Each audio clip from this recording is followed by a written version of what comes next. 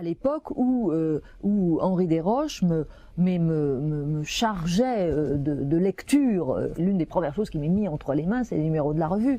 Donc je lui ai dit, quand même, quel titre, archives de sociologie des religions, archives, c'est quand même, bon, je suis pas sûre que ça donne envie de le lire. Et je me souviens que Henri Desroches, il n'avait pas été scandalisé ni choqué, il avait été étonné que je ne puisse pas percevoir d'emblée à quel point un titre comme celui-là portait l'utopie même de la revue. Pour lui, c'était une sorte de vision dynamique du rôle cumulatif qui devait être celui de la revue, de sa capacité d'accueillir une diversité internationale, ce qui était une sensibilité très forte de la revue dès les origines, ça j'en témoigne. Alors que bon, il m'a expliqué ça, et bien entendu, je suis jamais revenu sur ce sujet sensible, dont je signale simplement que j'ai toujours beaucoup ri, parce que tous les 5 ans, il y a quelqu'un qui dit « et si on changeait le titre ?» Et je dois dire que j'ai moi-même géré une situation comme celle-là, tout à fait au moment où je quittais les archives, où on a refait la maquette et où on s'est dit quand même, archives, il faudrait peut-être faire quelque chose, et on n'a pas réussi à faire quelque chose, puisqu'on a mis sciences sociales des religions, mais on a laissé en filigrane le mot archive, parce que finalement on peut plus s'en détacher, c'est l'image de marque de la revue. Et Henri Desroches et Juliette Turlan ont eu l'idée de recueillir les travaux de Gabriel Lebras depuis 1931. Et ce sont les 2 volumes d'études de sociologie religieuse. Bon, je dirais que c'est presque la préhistoire du groupe, ce volume. Alors, à partir de ce moment-là, la deuxième étape, ça a été la commande par l'UNESCO de ce qu'on appelait à l'époque un volume de la collection Trend Report, c'est-à-dire des rapports de tendance sur les différentes sciences humaines. Donc, on a fait cette bibliographie de sociologie religieuse depuis 40 ans. C'est surtout François Isambert qui s'est investi dans cette deuxième étape du travail, hein. Enfin, et puis un petit peu les autres, mais enfin surtout François Isambert. François Isambert, je dirais, nous a mis au travail et a orchestré tout ce travail. Dans ce volume, il y a 891 références. Quand nous nous sommes attelés à ce travail, nous nous sommes formés. Donc savoir qu'il y a eu ça en amont de la revue, ça aide à comprendre à la fois pourquoi nous avons eu ce culte de la bibliographie qui continue encore aujourd'hui, et pourquoi ça a été structurant pour la discipline à l'échelle internationale. Alors, une fois que ça a été terminé, Desroches a dit il faut continuer, et c'est à ce moment-là qu'est née l'idée de fonder les archives de sociologie des religions, donc faire une revue. Les archives ont été adoptées par les éditions du CNRS, hein, sans avoir à discuter avec un éditeur privé, hein. Et donc on a été très bien imprimé, un gros volume de 200 pages, avec un bulletin bibliographique, et c'est là où le comité s'est partagé le travail. Personnellement, depuis le numéro 1 jusqu'à je ne sais plus quel numéro, mais pendant 20 ou 30 ans, j'ai assumé donc la direction du bulletin bibliographique. Notre copie arrivait à Poulain, impitoyable. Impitoyable. J'ai corrigé des phrases entières, des pans entiers. Enfin. Mais je crois que j'ai gardé de Poulain l'idée d'écrire précis. Moi, je me rappelle très bien les premiers comptes rendus. J'attendais de savoir comment Émile Poulain allait les trouver. Quelqu'un de très rigoureux, de très exigeant sur le travail. On était quelquefois vraiment à la virgule près. Il fallait donc assurer. Au fond, la façon dont on était socialisé dans le groupe de sociologie des religions, c'était de se faire demander une recension, et puis d'en faire une, puis plusieurs, de se faire retoquer ces recensions éventuellement, d'apprendre à préparer un article. Voilà. C'est moi qui ai tenu beaucoup à ce que le bulletin soit un bulletin de A à Z, hein, des auteurs. Vous voyez ? Parce que traditionnellement, dans la plupart des revues, les bulletins étaient construits par spécialisation. Hein? Alors, histoire de l'Antiquité, histoire du Moyen-Âge, histoire des temps modernes, histoire économique, histoire sociale, histoire politique, diplomatique, etc. Moi, j'ai dit, si on fait ça, hein, les lecteurs vont aller immédiatement à ce qui est leur spécialité. Et puis le reste, ils vont laisser tomber. Bon, si on fait un bulletin qui les intéresse, il faut les obliger à tout lire. Parce que autant il importe que chaque chercheur soit spécialisé dans son domaine, autant il importe qu'il ait une vaste culture. Le bulletin bibliographique, c'était le souci de mettre à la disposition de tous les chercheurs, disons, une information large. Alors c'est pour ça qu'au départ, le bulletin bibliographique comportait 3 sections. Hein. Il y avait d'abord un bulletin signalétique des thèses et des mémoires. Bon. Deuxièmement, un bulletin analytique des articles de revue. Et puis le troisième bulletin, c'était un bulletin critique, hein, donc signalétique, analytique, critique des ouvrages. Une finalité importante, c'était de définir le champ. Qu'est-ce qu'on entendait par sociologie des religions? C'est cette production qui donne l'image du champ. Vous savez, qu'est-ce que c'était que la sociologie des religions? J'allais dire, c'est le champ que délimite le bulletin bibliographique.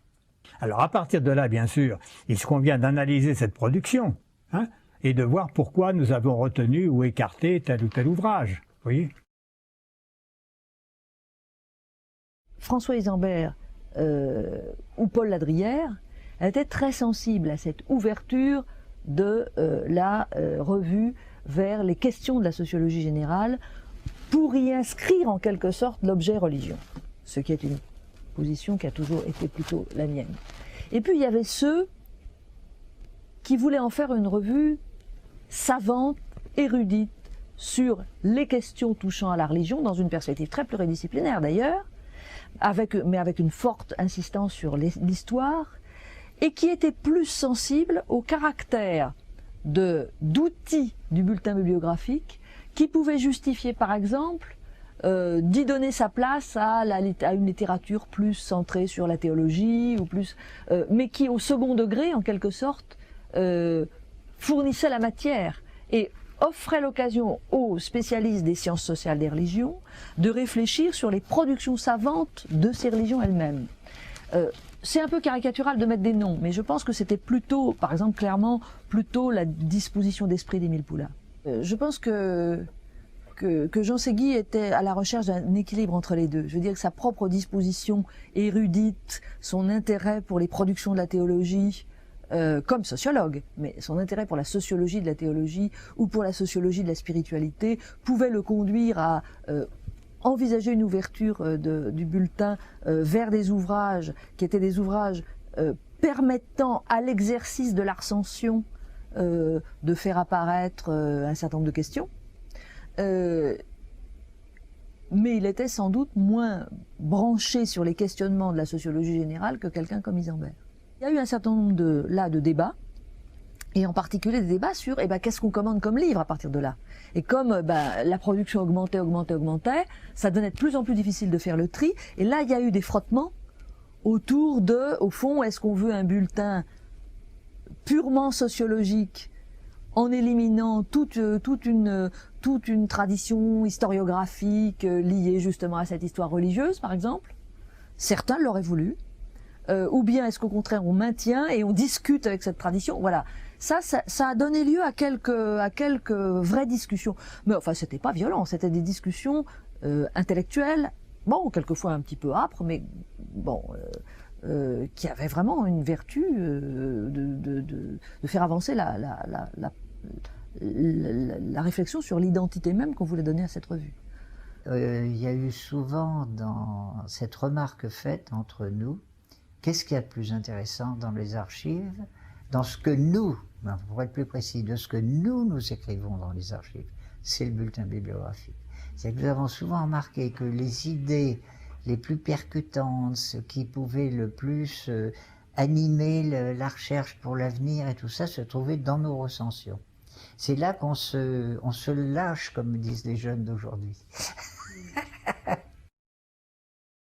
Nous avons fait une série de travaux personnels et de publications dans les archives de sociologie des religions, puisque c'était le nom de notre revue au début, sur des héros fondateurs, comme disent les anthropologues, c'est-à-dire principalement sur les Allemands, les grands classiques allemands, c'est-à-dire Marx, Engels, Max Weber, et plus près de nous Joachim Wahr, qui est mort juste au moment où nous commencions notre entreprise, et d'autres comme Trölsch. Enfin, il y en a vraiment toute une série et alors ce n'est pas par hasard non plus que c'était essentiellement des Allemands. Il y a une influence de la pensée allemande, de la théorisation, de la philosophie allemande, à laquelle nous nous sommes adossés. Le vrai travail sur les textes allemands a commencé avec l'arrivée au groupe de M. Segui.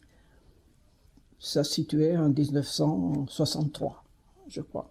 Spécialiste des sectes, c'était un domaine que nous n'avions pas beaucoup étudié, et donc il apportait de l'air frais, il apportait sa collaboration très importante. Jean Segui est quelqu'un qui nous intéressait parce qu'il avait publié un ouvrage sur les sectes protestantes, donc c'était un spécialiste du protestantisme. Bon, c'est vrai que c'est aussi un personnage important du groupe, même si, comment dire, il est arrivé un petit peu quelques années après les fondateurs. Segui, en arrivant chez nous, s'est étonné beaucoup qu'aucun travail n'avait été fait sur les grands sociologues des religions allemands, notamment sur Trölsch. Et il a dit qu'il faut absolument il a suggéré qu'on s'attaque au moins en partie à la traduction des ouvrages de Weber et de Trölsch. C'était très déterminé de notre part de faire systématiquement, et dans les premières années, pas tout à fait dans tous les numéros, mais très très souvent, un article, un paquet d'articles, une publication d'un inédit ou d'un texte devenu introuvable d'un de ces grands auteurs. Parce qu'on aurait pu, après tout, rester enfermé dans ce qui avait été à l'origine le champ du catholicisme et puis du protestantisme, parce qu'on a très tôt côtoyé les problèmes du protestantisme. C'était quand même ça ce qui a habité les fondateurs. Il y a eu des spécialistes de différentes religions qui se sont agrégés au groupe en cours de route, donc qui n'étaient pas là dans la première étape. Et Constant Hamèche est d'ailleurs un très bon exemple, parce que lui est devenu islamologue alors qu'il était déjà dans le groupe des religions.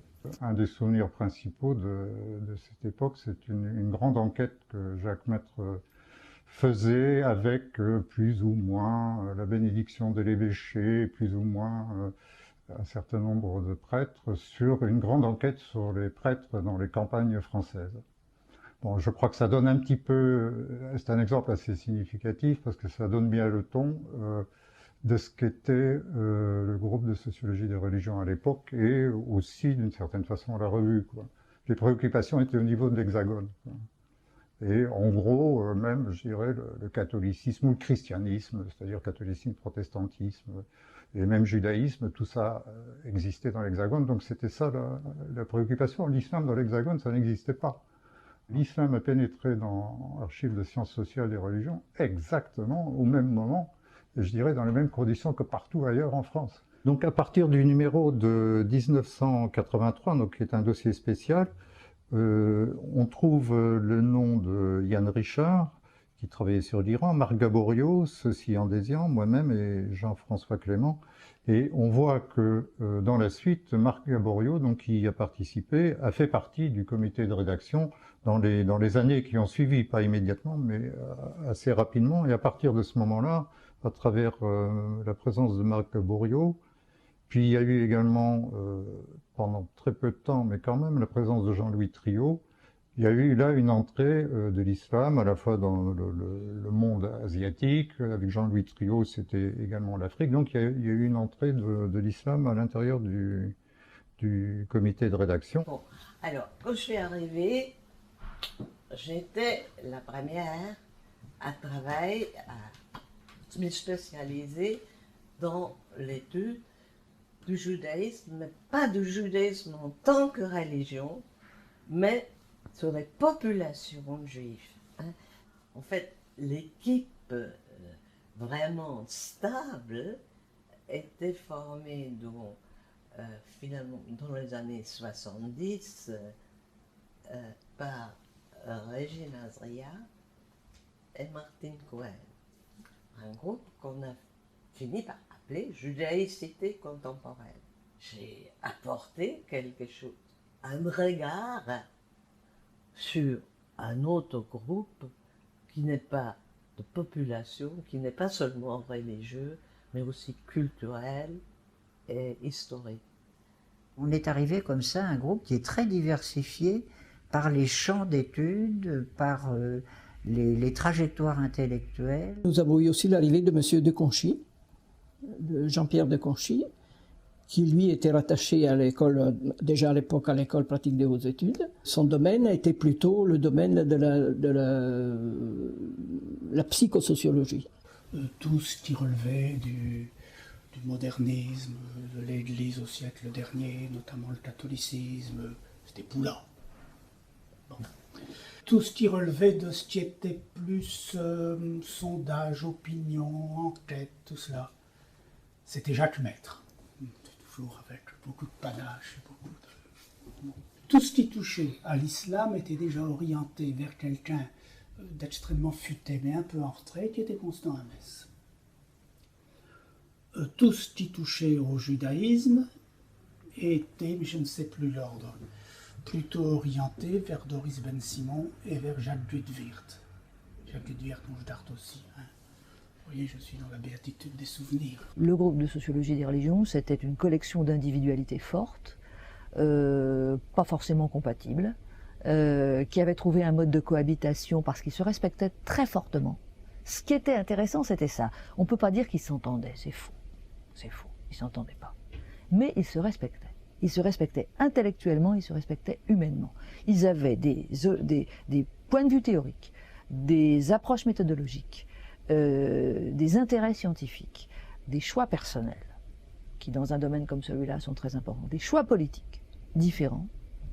Ils ne cherchaient absolument pas à les imposer à qui que ce soit, et ils se respectaient. C'était leur grande vertu.